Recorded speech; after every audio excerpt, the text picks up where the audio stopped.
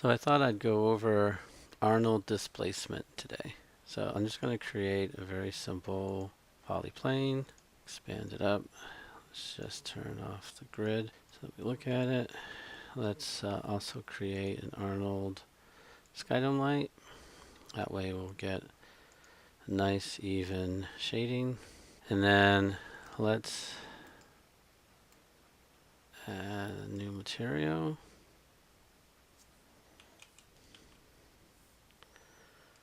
Arnold standard surface.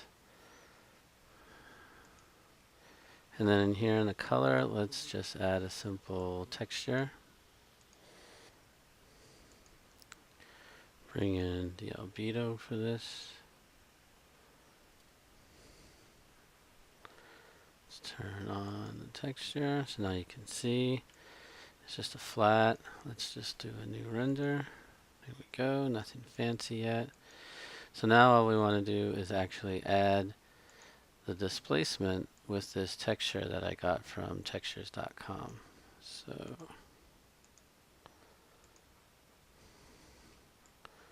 click over into the displacement file. And then we'll find the height on this texture.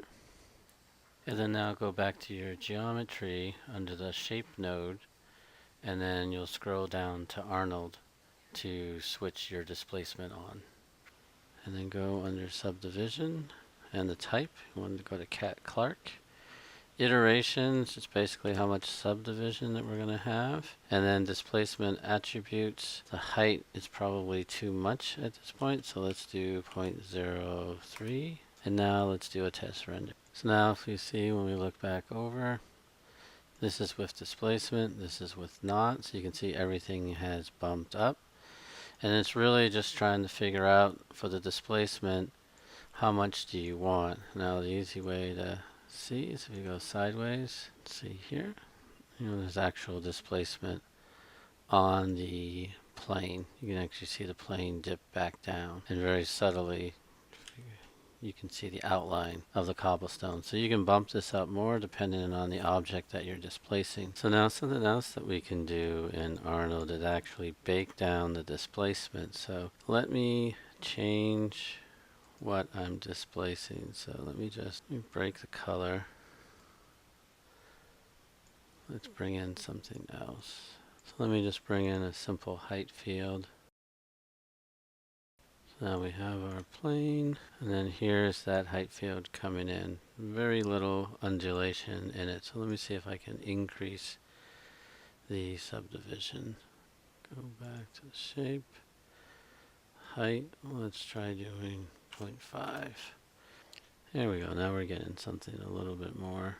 Now if we go to the side, now you're seeing more of the form on this. So something that's kind of neat within Arnold with the Arnold renderer. So let's just do the Arnold renderer now. You can see that geometry, and then basically debug shading, you can go to wireframe. So now in the wireframe mode, so again, renderer, debug shading, wireframe, you're seeing the wireframe over the displacement. So what's good about this is actually through in here with the iterations, if you go down to 1, the subdivision that's happening over the element. So if you just keep scrolling up, now you can see, the tessellation is increasing. So now we're at like a 4, 5, much more dense mesh for the subdivision. So let's just try 4 right now. And then basically, if you go back up into Arnold, utilities, bake selected geometry. So now this is basically going to bake out that displacement. And if I just do a test, this is a snapshot from a Colorado dem data. So let me just do geo. And you can see we're in OBJ, save. And then now if we go back, we want to import that OBJ, desktop, Colorado displace geo. And there you have. So here's the actual geo. And if you select it, it will have that tessellation that we had seen in the Arnold renderer. So the more that you increase the iterations for subdivision, the more subdivision you'll actually have in your mesh.